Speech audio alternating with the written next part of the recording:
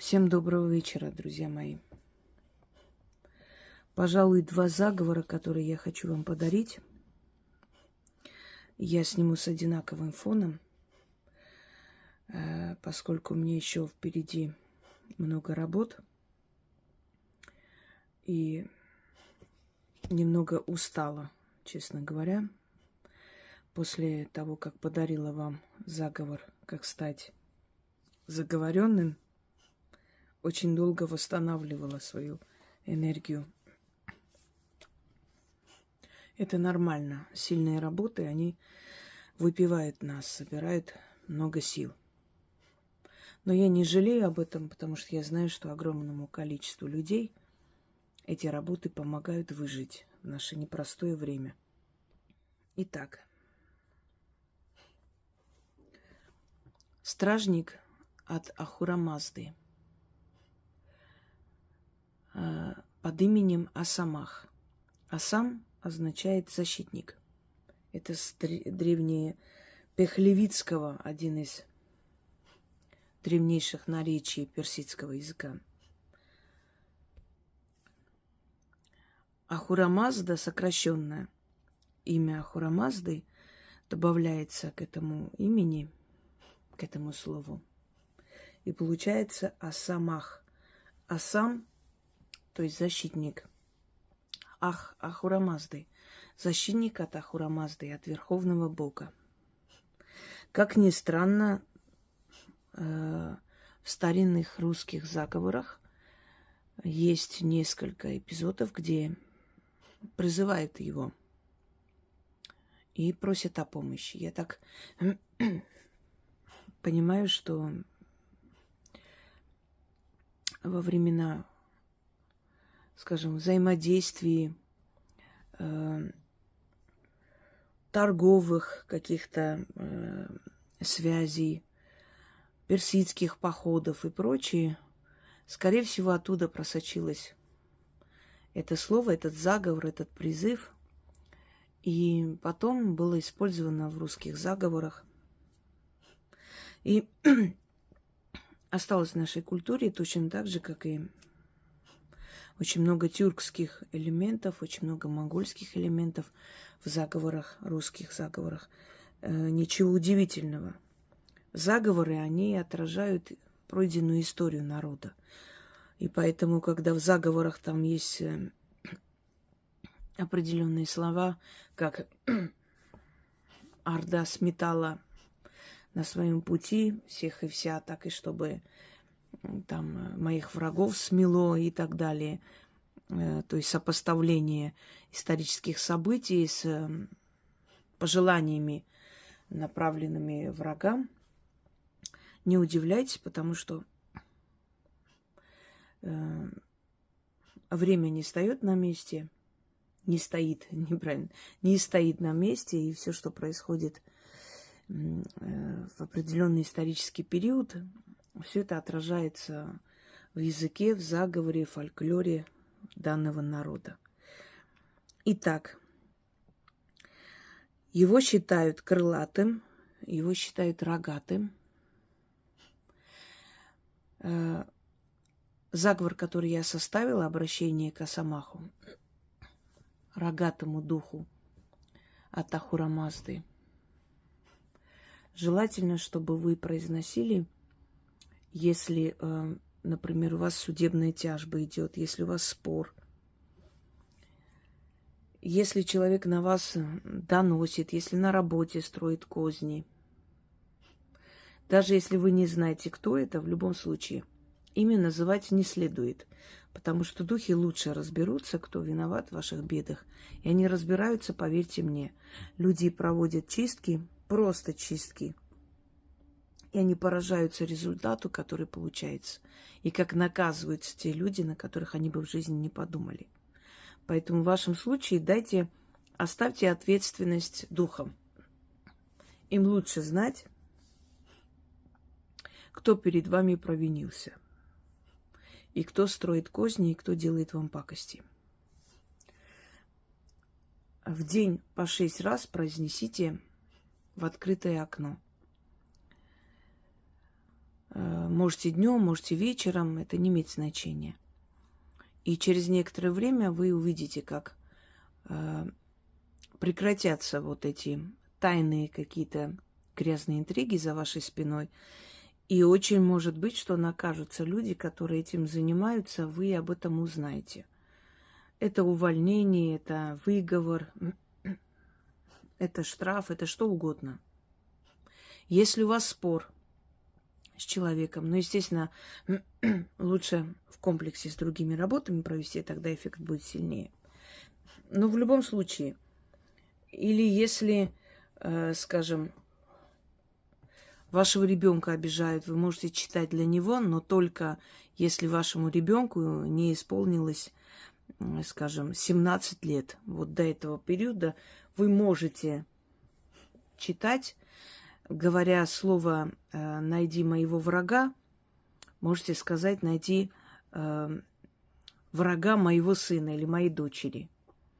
Враг здесь недоброжелатель, обидчик, понимаете? Враг это не подразумевает обязательно равный вам человек. Тот, который вредит, тот, который не любит вас, тот, который желает вам зла. Вот он, враг. И, то есть, слова следующие там: «Асамах, Асамах, найди моего врага». Здесь можно произносить, например, «найди врага моего сына», имя вашего сына. «Стой за его спиной, крыльями его укрой». Его, моего сына, моей дочери. Для кого читайте? Для детей только можете читать. И то, если этим детям нет еще 17 лет. Больше ни за кого вы не имеете права это делать. Внимательно всегда слушайте, пожалуйста. Это защитник от верховного бога персидской, парфянской традиции, то есть зороастризма, который, в принципе, очень древняя религия и очень долго существовала на земле. И слова, которые произносились: Ахура Мазда, единый бог, и Зороастр или Зороаструтра, по-разному его называли, Заастутра, пророк его. Ничего не напоминает? Это все пришло оттуда, с тех времен. И намаха, поклонение, когда 3 раза в день поклонялись солнцу. То есть считалось, что Бог и есть солнце, что он светит миру, людям, что космическая энергия есть Бог. И вот 3 раза в день, ранним утром, в обед и вечером кланялись солнцу. Сначала, то есть, садились на корточки или на коленки, по-разному там проводилось. Намаха — это означает приветствие, приветствую. Приветствовали солнце, кланялись, целовали землю, потом поворачивались на восток, на запад, делали чашу из рук, напирая благословение, энергию солнца, и осеняли себя этой энергией. А потом это, конечно, перешло уже в культуру и ислама, и езидизма. Изначально езидизм был, да, он более древняя религия. Вот все это как бы перешло в эти культуры, религии и дальше продолжилось. Так что имейте в виду, что это все древние традиции, ничего нового человечество не придумало. Все это хорошо забытое старое. Итак, 6 раз в день перед открытой форточкой читайте для себя или для своего ребенка, если его преследует, если у него какие-то проблемы в школе и так далее. В скором времени вы узнаете, что этих детей отчислят оттуда или там что-то случится, в общем, их накажут. И накажут совершенно за другое. То есть они так накажут, чтобы вы там вообще были ни при чем.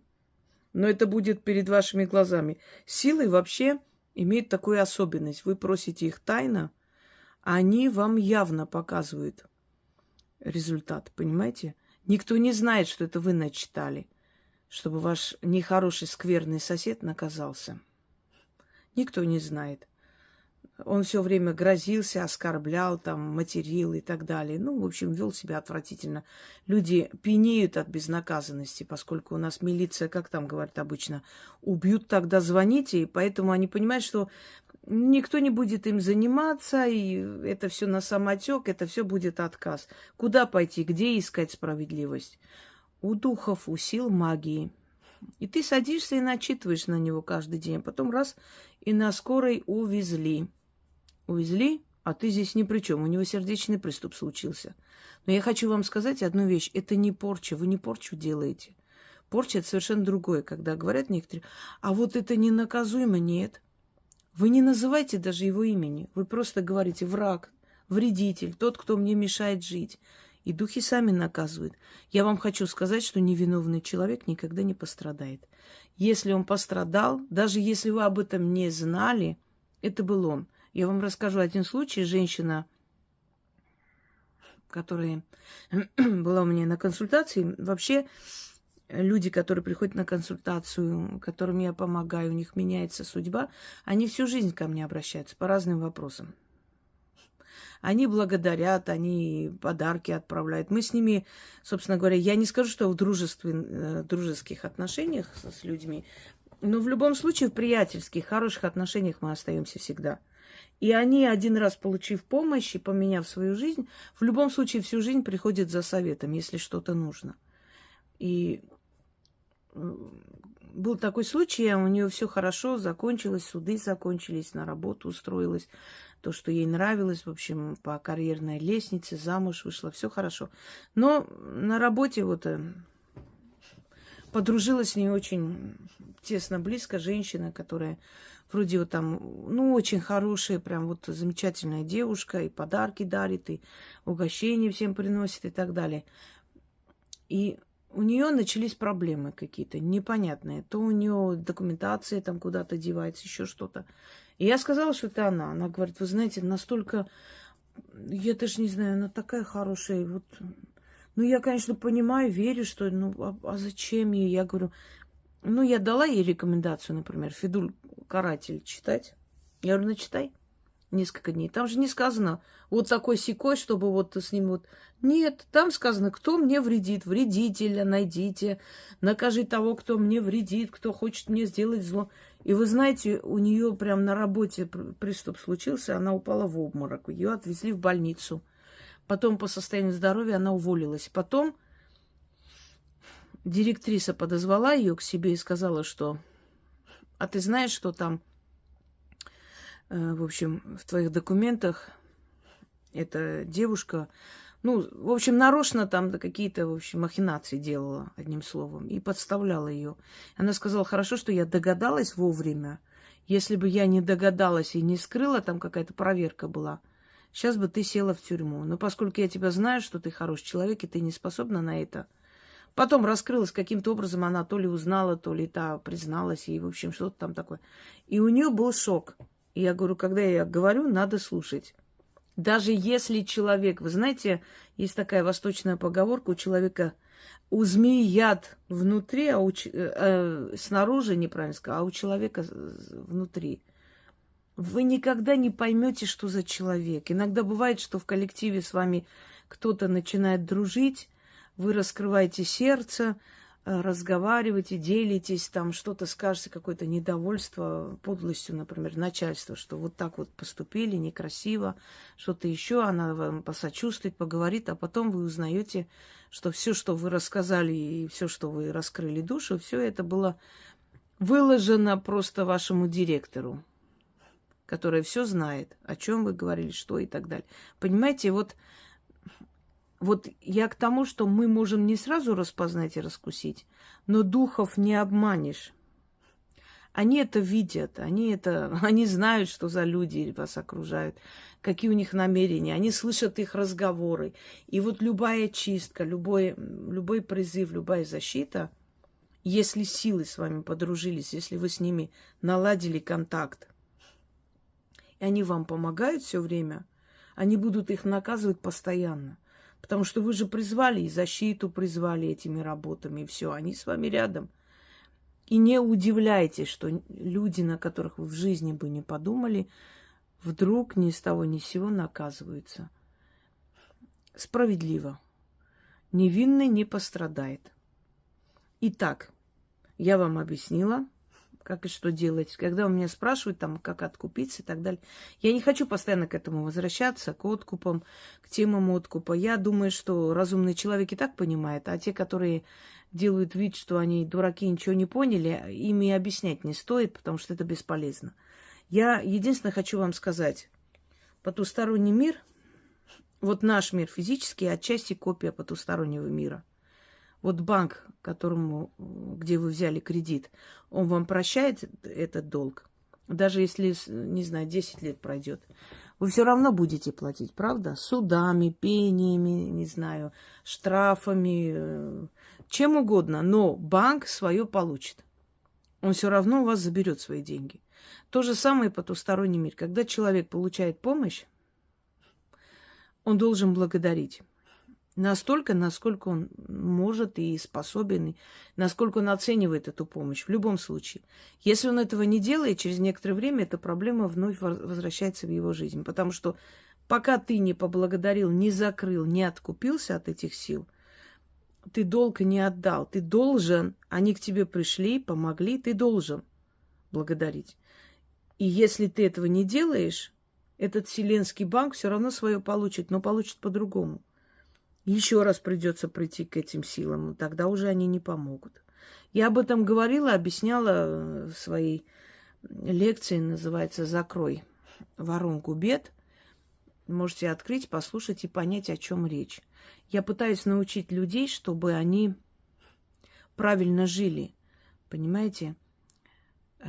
Понимали, как себя правильно вести, как соблюдать законы мироздания. И тогда их проблемы будут уходить и больше не возвращаться. Чтобы потом мне не приходилось по новой объяснять, почему через некоторое время эта проблема вновь вернулась, если вы обратились к этим силам, попросили помощи, и они вам помогли. А почему она вернулась?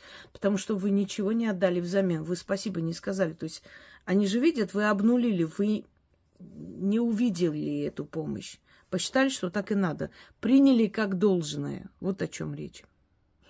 Пока вы не научитесь правильно себя вести, то есть, понимаете, в голове пока не поменяется, в жизни тоже не поменяется. Вот вы решите эту проблему и снова пойдете на эту проблему, опять эта проблема придет к вам навстречу. Поэтому не спрашивайте. Я думаю, что мои зрители, которые давно на моем канале, прекрасно понимают и знают, как благодарять силы. Итак, заговор. Читаем 6 раз. Рогатый крылатый осомах, за моей спиной стой, крыльями меня укрой. Кем бы ни был мой враг, внуши ему трепет и страх. Осомах, осомах, найди моего врага, воткни в него свои рога, чтобы он колом стал, чтобы вместо слюны свой язык глотал, чтобы покой потерял. Голова его пусть дуреет, тело трясется, язык немеет. Осомах, осомах, внуши ему страх. Пусть мой враг сгинет и навеки меня покинет. Да будет так. Ключ, замок, язык. Заклято. Рогатый крылатый осомах, за моей спиной стой, крыльями меня укрой. Кем бы ни был мой враг, внуши ему трепет и страх. Осомах, осомах, найди моего врага, воткни в него свои рога, чтобы он колом стал, чтобы вместо слюны свой язык глотал, чтобы покой потерял. Голова его пусть дуреет, тело трясется, язык немеет. Осомах, осомах, внуши ему страх. Пусть мой враг сгинет и навеки меня покинет. Да будет так. Ключ, замок, язык. Заклято. Рогатый крылатый осомах, за моей спиной стой, крыльями меня укрой. Кем бы ни был мой враг, внуши ему трепет и страх. Осомах, осомах, найди моего врага, воткни в него свои рога, чтобы он колом стал, чтобы вместо слюны свой язык глотал, чтобы покой потерял. Голова его пусть дуреет, тело трясется, язык немеет. Ас-Самах, внуши ему страх, пусть мой враг сгинет и навеки меня покинет. Да будет так. Ключ, замок, язык. Заклято.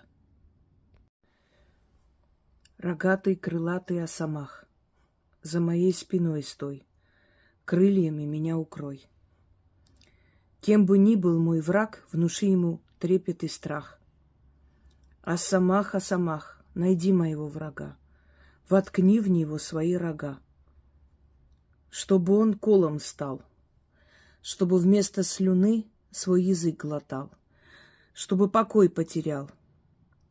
Голова его пусть дуреет, тело трясется, язык немеет. Ас-Самах, внуши ему страх, пусть мой враг сгинет и навеки меня покинет. Да будет так. Ключ, замок, язык. Заклято.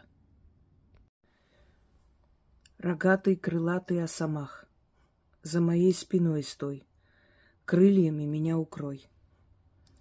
Кем бы ни был мой враг, внуши ему трепет и страх. Ас-Самах, найди моего врага, воткни в него свои рога, чтобы он колом стал, чтобы вместо слюны свой язык глотал, чтобы покой потерял. Голова его пусть дуреет, тело трясется, язык немеет.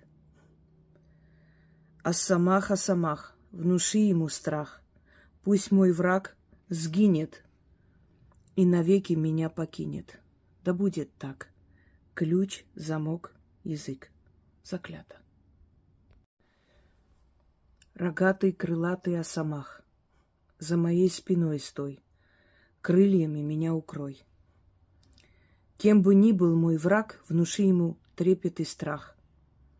Ас-Самах, найди моего врага, воткни в него свои рога, чтобы он колом стал, чтобы вместо слюны свой язык глотал, чтобы покой потерял.